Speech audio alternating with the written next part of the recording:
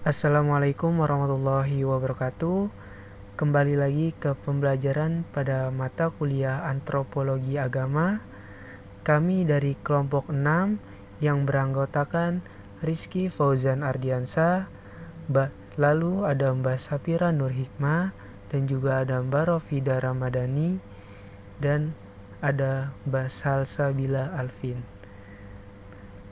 Baik, sebelum kita memulai pembelajaran pada kali ini, alangkah baiknya kita berdoa terlebih dahulu agar kuliah pada kali ini diberi kelancaran.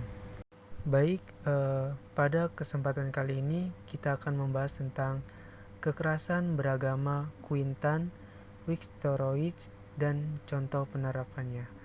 Nah, sebelum kita membahas tentang Quintan Wixtorowicz, terlebih dahulu kita membahas tentang biografi Quintan Wixtorowicz itu sendiri. Biografi dari Quintan Wixtorowicz ini, Quintan Wixtorowicz kelahiran pada tanggal 23 Agustus 1970. Ia memiliki karir 20 tahun yang beragam yang mencakup akademisi, pemerintahan senior, dan posisi intelijen. Nah, dunia startup dan inovasi ini dan ekuitas swasta. Sebelumnya ia menjabat sebagai Chief Operating Officer Frost Capital. Nah, lalu Quintan ini adalah seorang prosesor di Rhodes College, Dartmouth College, dan Sivingborg University.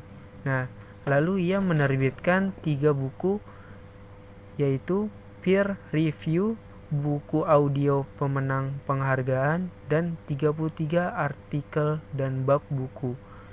Ia menerima gelar PhD dalam ilmu politik dari American University. Selanjutnya yaitu aksi kekerasan atas dasar agama tak hanya bisa dipahami dengan melihatnya orientasi ideologis atau mentalitas psikososial pelaku saja.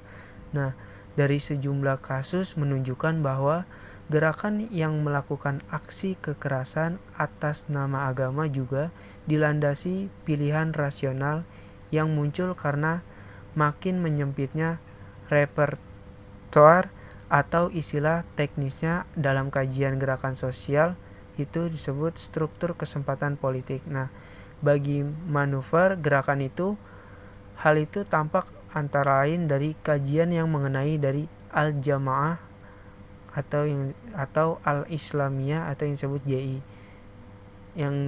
yang berada di Mesir oleh Muhammad M. Hafiz dan Quintan Wixtorowicz dalam artikelnya yaitu Violence as Contagion in the Egyptian Islamic Movement. Kekerasan yang dilakukan kelompok Islamis di Mesir telah berulang kali terjadi sejak kebangkitan Islamisme di tahun 1970-an. Peristiwa pembunuhan Presiden Anwar Sadat di tahun 1981 merupakan tonggak sejarah kekerasan sporadis kaum Islamis vis-a-vis negara. Namun, selama tahun 1990-an, kekerasan kaum Islamis mengalami peningkatan drastis. Dalam jangka 5 tahun, antara tahun 1992 dan tahun 1997, ada 741 insiden kekerasan yang melonjak tajam dibandingkan dengan 143 insiden yang terjadi antara tahun 1970 dan tahun 1991. Tahun 1993 hingga tahun 1995 adalah masa paling berdarah karena hampir tiada hari tanpa insiden kekerasan. Sementara kekerasan antara tahun 1970 dan tahun 1989 mengakibatkan sekitar 120 kematian dengan sebagian besar serangan diarahkan ke kelompok kiri, Kristen Koptik, dan tempat maksiat. Kekerasan antara tahun 1992 dan tahun 1997 mengakibatkan setidaknya 1.442 kematian dengan sebagian besar target adalah lembaga atau aparat pemerintahan. 3 perubahan dalam struktur politik Mesir membuat repertoar para aktivis Islamis makin menyempit, yang membuat mereka akhirnya memilih jalan kekerasan. Yang pertama yaitu rezim Mesir melakukan deliberalisasi institusi politik pada tahun 1990-an. Sejak akhir 1970-an, pemerintah Mesir membolehkan beberapa partai yang sebelumnya terlarang, termasuk Al-Ikhwan Al-Muslimun atau IM, gerakan Islam terbesar di Mesir saat itu, untuk ikut dalam kontestasi politik dan duduk di parlemen. Meski akomodasi kelompok Islamis ini tak serta-merta berarti bahwa mereka memiliki kekuatan substansif dalam proses pembuatan kebijakan. Mereka menganggap akses ke parlemen bisa menjadi pelantar agenda Islamis di tingkat politik formal. Namun sejak tahun 1990-an, khususnya ketika rezim mengeluarkan Undang-Undang Pemilihan Umum 206 yang memberikan privilise besar berupa subsidi finansial dan monopoli media kampanye kepada Partai Demokratis Nasional atau Al-Hizb Al-Watani Ad-Dimokrati, partainya Husni Mubarak. IM kemudian memboikot pemilu, ditambah dengan alasan dengan dipenjarakannya 54 anggotanya, dan akhirnya mereka membuat oposisi hanya memperoleh 7 kursi atau 2% di parlemen, bandingkan dengan 38 kursi oposisi pada parlemen tahun 1980-an, dengan IM menjadi pemimpin oposisi.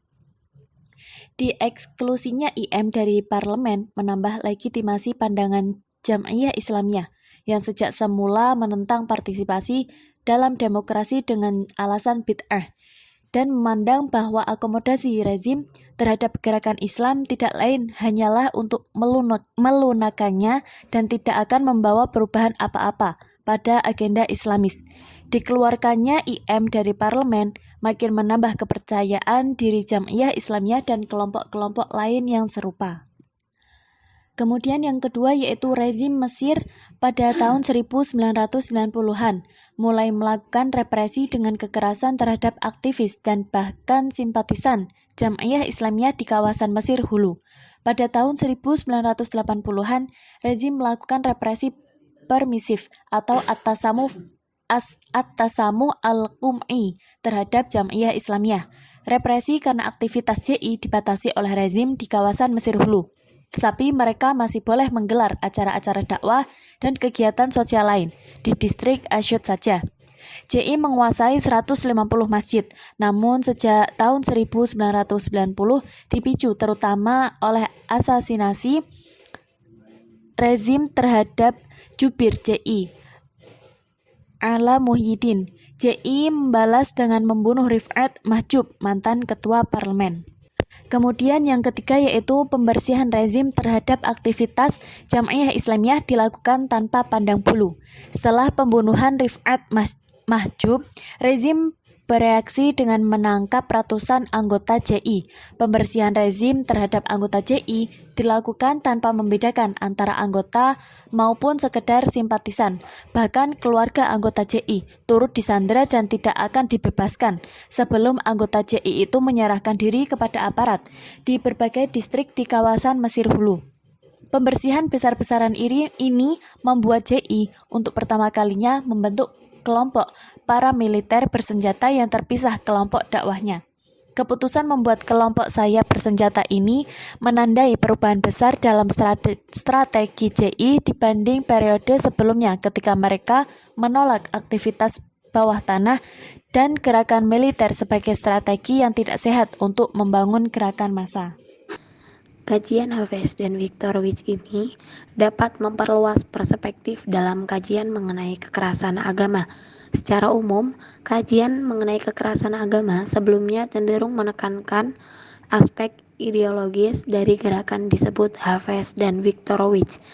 Sebagai ideational school atau aspek psikosial, pelaku disebut Hafez dan Viktorowicz sebagai psikosial model, yakni adanya gegap psikologis akibat urbanisasi. Pandangan ini ditunjang dengan melihat peta demografis para pelaku kekerasan.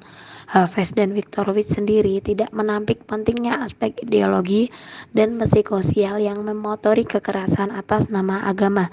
Hanya saja kedua hal itu saja tidak cukup. Hafiz dan Viktorovich juga sedikit menguraikan contoh lainnya di Palestina. Hamas yang dipandang organisasi tanpa kompromi terhadap Israel ini sebelum meledaknya intifada yang memulai pada tahun 2000 harus mengadaptasikan doktrinnya untuk mengupayakan jalan damai dengan Israel. Karena populernya pandangan ini pada saat itu, sementara Hamas tidak ingin kehilangan dukungan dari masyarakat populer.